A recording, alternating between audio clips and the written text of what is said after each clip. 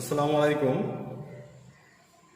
Class 7 ইতিহাসের ক্লাসে আজ তোমাদের মুঘল সম্রাট আকবর নিয়ে আলোচনা করব। দেখো, গত ক্লাসে মুঘল সম্রাট আকবরের আমরা রাজপুত নীতি নিয়ে আলোচনা করেছিলাম এবং রাজপুত নীতি ছাড়াও আলোচনা করা হয়েছিল আকবর কীভাবে সিংহাসনে বসেছিলেন সে সম্পর্কে, এবং মনসবদারি ব্যবস্থা কী বা মনসবদারি ব্যবস্থার বৈশিষ্ট্য কী কী সে সম্পর্কে আমরা গত ক্লাসে আলোচনা করেছিলাম। আজকে আমরা আলোচনা করব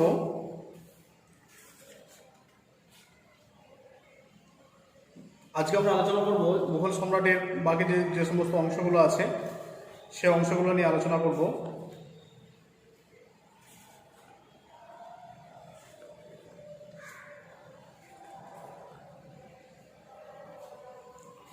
তাহলে মুঘল সম্রাট আকবর সময়কাল কত? 1556 থেকে 1605।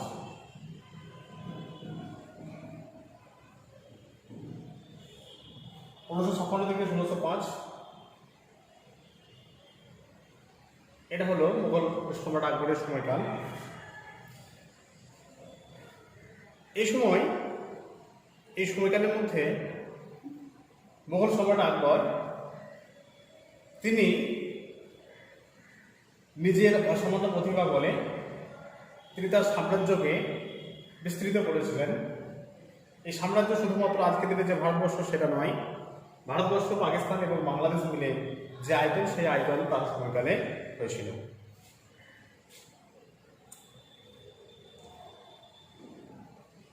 এক্ষেত্রে আমরা বলতে পারি যে তার রাজপুত নীতি একটা উল্লেখযোগ্য ভূমিকা পালন করেছিল। তিনি রাজপুত নীতি, গত ক্লাসে রাজপুত নীতি আলোচনা করেছি। তাহলে এই রাজপুত নীতি তার যে একটা সাম্রাজ্য বিস্তারের পথ, সেই সাম্রাজ্য বিস্তারের পথকে এই রাজপুত নীতি অনেকখানি এগিয়ে নিয়ে গিয়েছিল। তাহলে মুঘল সম্রাট আকবর বুঝতে পেরেছিলেন যে রাজপুতদের সঙ্গে কখনোই শত্রুতার সম্পর্ক স্থাপন করা চলবে না। তাই রাজপুতদের ছিল সেই সময়কালে একটা শক্তিশালী জাতি, তাই রাজপুতদের সঙ্গে তিনি একটা সদ্ভাব বজায় রাখার চেষ্টা করেছেন এবং সেই সদ্ভাব বজায় রাখতে গিয়ে তিনি প্রথমেই যে নীতির কথা বলেছিলেন বা যে নীতিটা তিনি অবলম্বন করেছিলেন সেটি হলো বৈবাহিক সম্পর্ক নীতি। তিনি বৈবাহিক সম্পর্ক নীতিতে আবদ্ধ হয়েছিলেন। আর বৈবাহিক সম্পর্ক এমন একটি সম্পর্ক যেই সম্পর্ক শত্রুকে মিত্রে পরিণত করে। তাহলে আকবর এটা খুব সহজে অনুধাবন করতে পেরেছিলেন এবং সেজন্য তিনি রাজপুতদেরকে খুব সহজে রাজপুতদের সাথে তিনি সখ্যতা স্থাপন করতে পেরেছিলেন এবং রাজপুতদের তিনি নিজে দলভুক্ত করতে পেরেছিলেন। বৈবাহিক সম্পর্ক ছাড়াও তিনি রাজপুতের যে সমস্ত ধর্মীয় অনুষ্ঠান, সেই ধর্মীয় অনুষ্ঠানে তিনি যোগদান করতেন এবং তাদের পর থেকে জিজিয়া কর তিনি প্রত্যাহার করেছেন এবং অন্যান্য যে সমস্ত করগুলো ছিল রাজপুতদের উপর আরোপিত সে সমস্ত করগুলো তিনি কী করেছেন, সে সমস্ত করগুলো তিনি গ্রহণ করেছিলেন রাজপুতের কাছ থেকে। আর এই উচ্চ যে পদগুলো, যে প্রশাসনিক পদ, যেগুলো 10,000 মর্যাদার পদ, সেই পদগুলো তিনি অনেক রাজপুতকে সেই পদে তিনি নিযুক্ত করেছিলেন। এইভাবে তিনি খুব সহজে রাজপুতদের সঙ্গে মৈত্রী সম্পর্ক স্থাপন করতে পেরেছেন।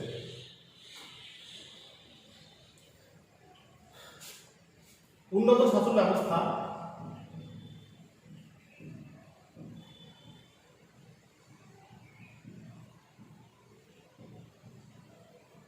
এই উন্নত শাসন ব্যবস্থা হলো মুঘল সম্রাট আকবরের রাজত্বকালের একটা অন্যতম বৈশিষ্ট্য। শাসন ব্যবস্থার ক্ষেত্রে আকবর ছিলেন সার্বভৌম এবং স্বৈরাচারী। তবে শাসন ব্যবস্থার ক্ষেত্রে আকবর ছিলেন প্রধান এবং সমস্ত দিক বিবেচনা করে তিনি এই শাসন ব্যবস্থাকে তিনি তৈরি করেছিলেন এবং তিনি ছিলেন মানসিকভাবে উদার। তিনি কোনো একটা সম্পর্কের প্রতি তিনি একটা বিশেষ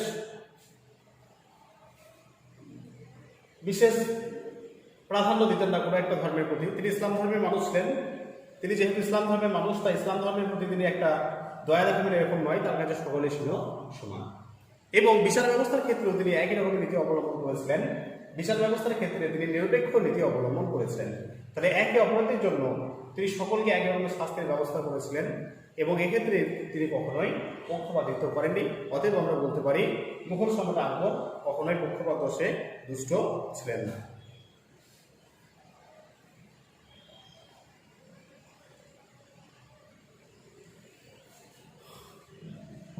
উদার ধর্মনীতি।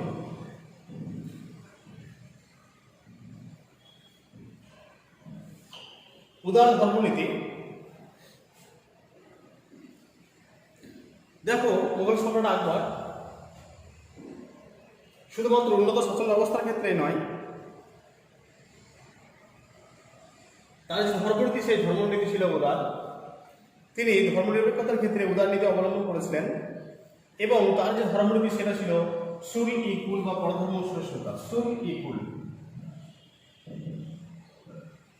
সুল ই কুল বা পরধর্ম সহিষ্ণুতা।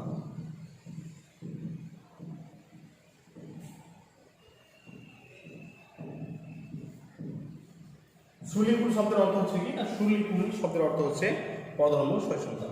তিনি এই সুলিকুল এই নীতি অবলম্বন করেছিলেন পরধর্ম সহিষ্ণুতার ক্ষেত্রে এবং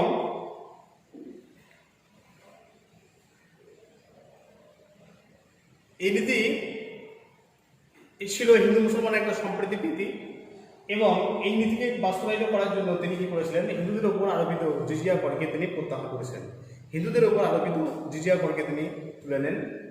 এই সুলিকুল বা উদার ধর্ম সহিষ্ণুতার নীতিকে বাস্তবায়িত করার জন্য তিনি দেখলেন যে পরধর্ম সহিষ্ণুতা যখনই সম্ভব, যখনই কিন্তু একটা জাতি বা একটা গোষ্ঠী, একটা জাতির ওপরে একটা নতুন কিছু আরোপিত করা হবে, সেক্ষেত্রে তিনি কখনোই এটা চাইতেন না এবং তিনি সমস্ত ক্ষেত্রে একটা ধর্ম সহিষ্ণুতার নীতি অবলম্বন করতেন, যেটা আমরা দেখতে পাই এই সুলিকুল নীতির ক্ষেত্রে। এই মুঘল সম্রাট আকবরের সুলিকুল নীতির পরবর্তী সংযোজন বলা যেতে পারে যে দিন ই ইলাহি, তার প্রবর্তিত দিন ইলাহি নামে যে ধর্মনীতি তিনি চালু করেছেন, সেই ধর্মনীতির ক্ষেত্রে এই দিন ইলাহি ধর্মনীতির ক্ষেত্রে এই সুলিকুল এই মতবাদটা অনেকখানি তাকে প্রভাবিত করেছিল।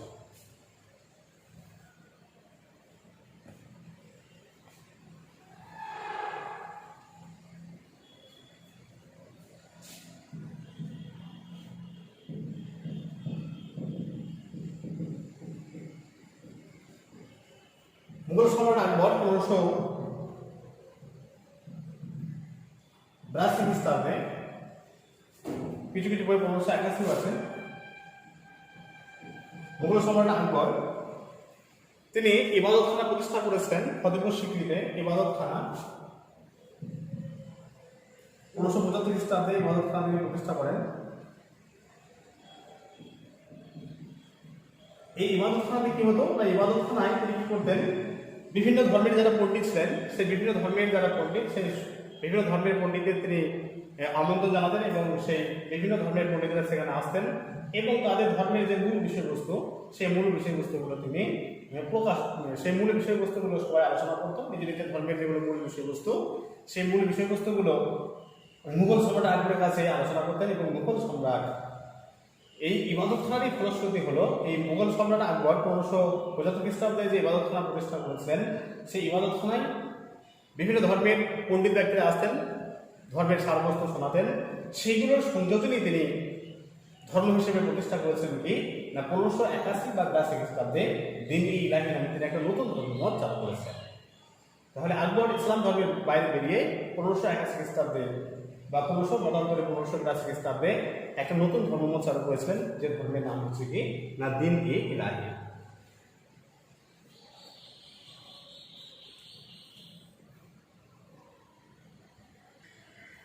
দেখো, দিন ইলাহি তাহলে 1581 খ্রিস্টাব্দে মুঘল সম্রাট আকবর একটা নতুন ধর্মমত চালু করেছিলেন, যেটাকে আমরা বলছি দিন ইলাহি। এই দিন ইলাহি যদি কেউ গ্রহণ করতো, তাহলে সেই যে ব্যক্তি দিন ইলাহি গ্রহণ করতেন তাকে জান মাল, ধর্ম এবং সম্মান, জান মাল, জান মানে হচ্ছে জীবন, জান মাল,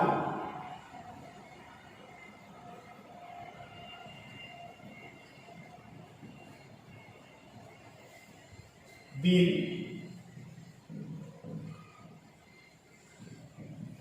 এবং সম্মান, এইগুলো বিসর্জন দিতে হতো। যদি কোনো ব্যক্তি এই দিন ইলাহি গ্রহণ করতেন, যদি কোনো ব্যক্তি দিন ইলাহি গ্রহণ করতেন, তাহলে তাকে জান মানে নিজের জান, জান মাল, দিন এবং সম্মান, এই চারটা জিনিস কি করতে হতো, এই চারটা জিনিস তাকে বিসর্জন দিতে হতো মুঘল সম্রাট আকবরের কাছে। তাহলে কোনো ব্যক্তি দিনলাহি গ্রহণ করলে তাকে জান, মাল, দিন এবং সম্মান এই 4টা জিনিস বিসর্জন দিতে হতো মুঘল সম্রাট আকবরের কাছে। এবং দিনলাহিতে বেশ কিছু আচরণবিধি আমরা দেখতে পাই। আচরণবিধিগুলো কি কি? আচরণবিধি হচ্ছে একেশ্বরবাদ। একেশ্বরবাদ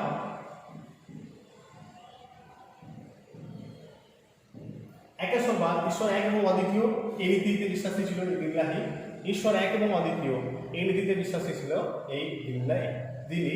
তাহলে যারা দিনলাহি গ্রহণ করতেন তাদেরকে একেশ্বরবাদে বিশ্বাসী হতে হতো। ঈশ্বর যে বহুত্ববাদ নয় সেটাই ছিল এই ধর্মের মূল কথা। 2 নম্বর কি? 2 নম্বর হচ্ছে যে এই ধর্মে নিরামিষ ভোজনের উপর জোর দেওয়া হয়েছিল।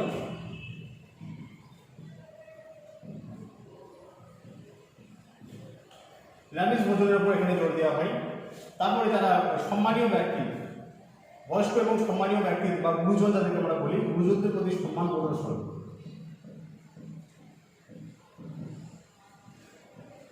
গুরুজনদের প্রতি সম্মান প্রদর্শনের কথা বলা হয়। যারা পিতামাতা বা পিতৃমাতৃতুল্য যারা, অর্থাৎ পিতামাতা যারা সমবয়স্ক যারা, তাদেরকে তাদের প্রতি সম্মান প্রদর্শনের উপরে ওখানে জোর দেওয়া হয়েছিল।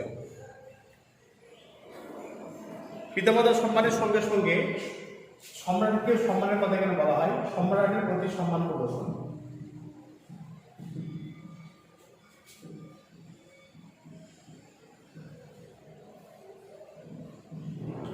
সম্রাটের প্রতি সম্মান প্রদর্শন। তাহলে মুঘল সম্রাট আকবরের প্রতি সম্মান প্রদর্শনের কথা এখানে বলা হয়। মুঘল সম্রাট আকবরের এখানে সম্মান দিতে হতো। আর কি? নিজের জীবন এবং সম্পত্তি ত্যাগ। তাহলে নিজের জীবন এবং সম্পত্তি সবকিছু, জীবন ও সম্পত্তি,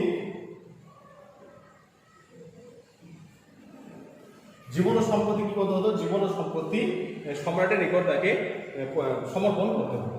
তাহলে এগুলো ছিল একেশ্বরবাদ। তিনি ঈশ্বর এক এবং অদ্বিতীয় এটি বিশ্বাসী ছিলেন। নিরামিষ ভোজন, গুরুজনদের প্রতি সম্মান প্রদর্শন, সম্রাটের প্রতি সম্মান প্রদর্শন, জীবন এবং সম্পত্তি সমর্পণ সম্রাটের কাছে, এই সমস্ত শর্তগুলো এখানে মানতে হতো।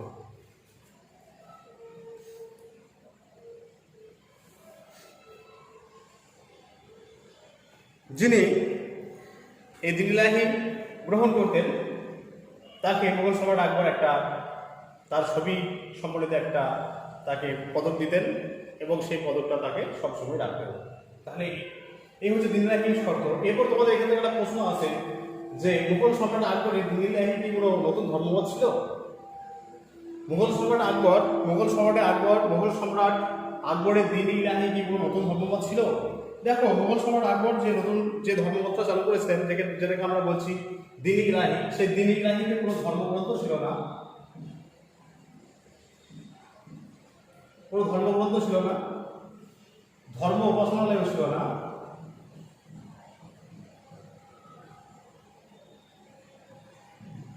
ধর্মগ্রন্থ এবং ধর্ম উপাসনালয় এগুলো কিন্তু এই দিন-ই-ইলাহিতে ধর্মগ্রন্থ ছিল না, ধর্ম উপাসনালয় ছিল না। তাহলে আমরা জানি যে যতগুলো ধর্ম আছে পৃথিবীতে, সমস্ত ধর্মের কিন্তু ধর্মগ্রন্থ থাকে এবং ধর্ম উপাসনালয় থাকে এবং বেশ কিছু বিধিনিষেধ থাকে যেগুলোকে পালন করতে হবে। তাহলে মুঘল সম্রাট আকবরের ক্ষেত্রে আমরা দেখেছি যে দিন-ই-ইলাহি বা নতুন ধর্ম দিন-ই-ইলাহি, সেই দিন-ই-ইলাহিতে কোনো ধর্মগ্রন্থ ছিল না এবং ধর্ম উপাসনালয় ছিল না।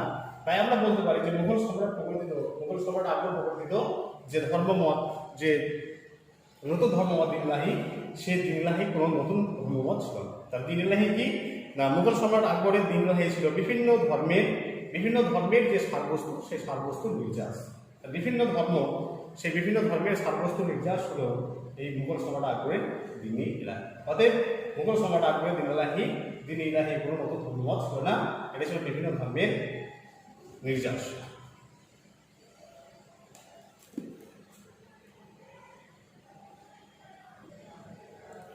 এরপর রাজস্ব ব্যবস্থা।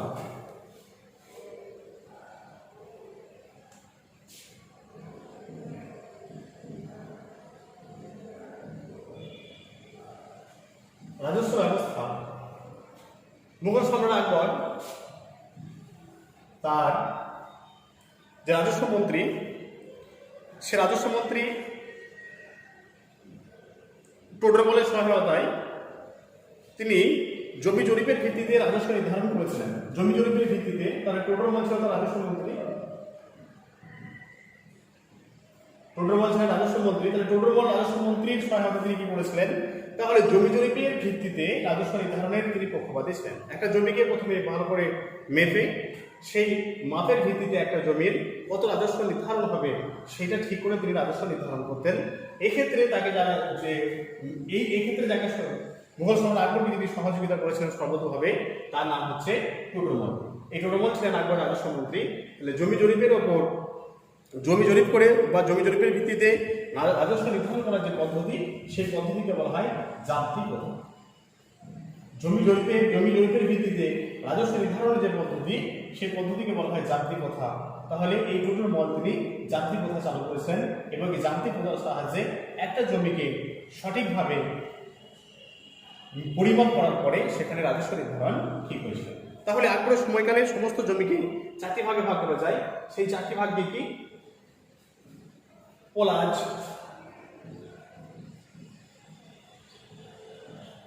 পারায়ুটি বা পারতি, চাচর আর বাঞ্জার। তাহলে পোলাজ, পারায়ুটি বা পার্বতী, চাচর এবং বাঞ্জার। পোলাজ হচ্ছে সর্বোৎকৃষ্ট জমি, যে জমিতে প্রতি বছরেই কি হয় না চাষবাস হয়। তাহলে পোলাজ হলো সর্বোৎকৃষ্ট জমি, যে জমিতে প্রতি বছর চাষ করা হয় এবং এখান থেকে প্রচুর পরিমাণে শস্য উৎপাদিত হয়। তারপর পারাবতী বা পার্বতী। তাহলে পারাবতী বা পার্বতী এত উর্বর নয়, জমির উর্বরতা বাড়ানোর জন্য 1 বছর গ্যাপ দিয়ে 1 বছর বাদ দিয়ে এখানে চাষবাস করা হয়। তারপর চাষর হচ্ছে জমির উর্বরতা শক্তি বজায় রাখার জন্য 2 বছর বা 3 বছর অন্তর অন্তর যে জমিতে চাষ করা হয়।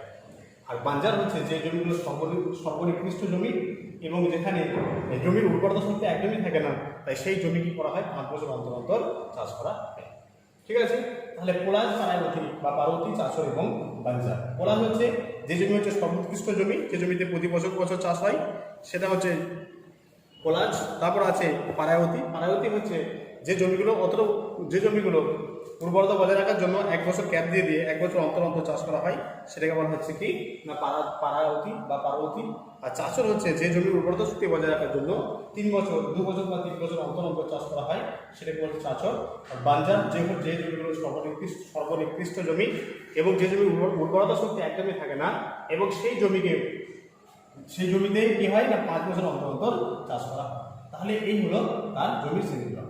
তাহলে এই জমির উৎপাদিকা শক্তির উপর নির্ভর করেও জমির রাজস্ব নির্ধারিত হয়। তাহলে নিশ্চয়ই এই পোলার যে জমিগুলো, সেই পোলার জমিতে রাজস্ব নির্ধারণটা বেশি হবে, আর বাঞ্জার যে জমি, সেই বাঞ্জার জমিগুলোতে রাজস্ব নির্ধারণ অনেকটাই কম হবে। তাহলে জমির উৎপাদিকা শক্তি এবং জমির যে রাজস্ব, জমির উৎপাদিকা শক্তি এবং জমির মাপ, যেটাকে জাপ্তি বলা হচ্ছে, এই দুটোর উপর নির্ভর করে এই রাজস্ব নির্ধারণ করেছেন এই জমির ক্ষেত্রে। তাহলে পোলাজ, পারাবতী, চাষর এবং বাঞ্জার এই 4 ভাগে ভাগ করে এই রাজস্ব নির্ধারণ করেছিলেন।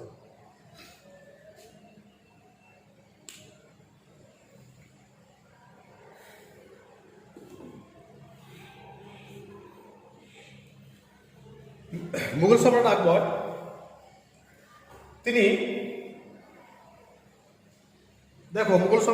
তিনি একজন মুসলিম শাসক ছিলেন, মধ্যযুগের ভারতবর্ষের ইতিহাসে একজন মুসলিম শাসক। তাহলে তিনি তার সামনে যে সমস্ত অমানবিক কথাগুলো চালু ছিল, সে সমস্ত অমানবিক এবং যেগুলো সামাজিক কুপ্রথা, যেগুলো আমরা সামাজিক কুসংস্কার বলি, সেগুলো তিনি দূর করতে অনেকটা উদ্যোগী হয়েছিলেন। মুসলিম হয়েও তিনি হিন্দুদের মধ্যে প্রচলিত সতীদাহ প্রথার বিরোধিতা করেছিলেন তিনি। এছাড়াও বাল্যবিবাহ, বহুবিবাহ, এগুলো তিনি বাল্যবিবাহ এবং বহুবিবাহ সমাজ থেকে দূরীকরণের ক্ষেত্রে তার অবদান অনস্বীকার্য, বা এই সমস্ত ক্ষেত্রে তিনি গুরুত্বপূর্ণ ভূমিকা পালন করেছিলেন। আকবরের যে রাজসভা, সেই রাজসভার যারা পণ্ডিত ছিলেন তাদের মধ্যে সকলে মুসলিম ছিলেন না, সেখানে অনেক হিন্দু পণ্ডিতেরও আবির্ভাব ঘটেছিল। এই সমস্ত দিক থেকে বিচার করে আমরা বলতে পারি যে ভারতবর্ষের ইতিহাসে মুঘল সম্রাট ছিলেন একজন মহান সম্রাট।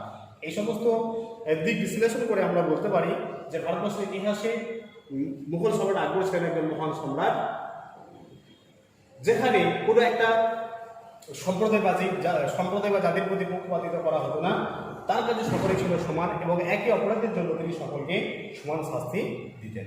ঠিক আছে, তাহলে মুঘল সম্রাট আকবর দ্বিতীয় অংশ যেটা, সে দ্বিতীয় অংশ আলোচনা করা হলো। ভালোভাবে ভিডিওটা দেখবে।